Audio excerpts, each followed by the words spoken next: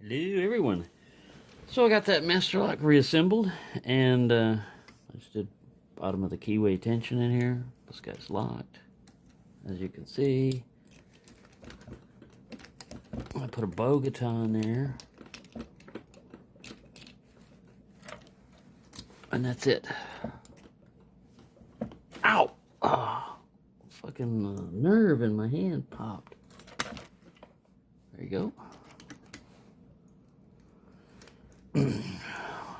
I was single pin picking it earlier, and sometimes you can just do like, I stuck this pick in here and I could get, sometimes I can get it open just by hitting like pin 3, but it hasn't been cooperating lately.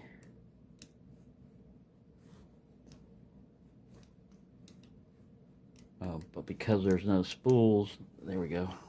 That's how easy that guy is to pick. Even easier to rake. Just put a bogaton in there and do a little wiggling, and you got her open. So there you go. That's that little American lock that I rebuilt.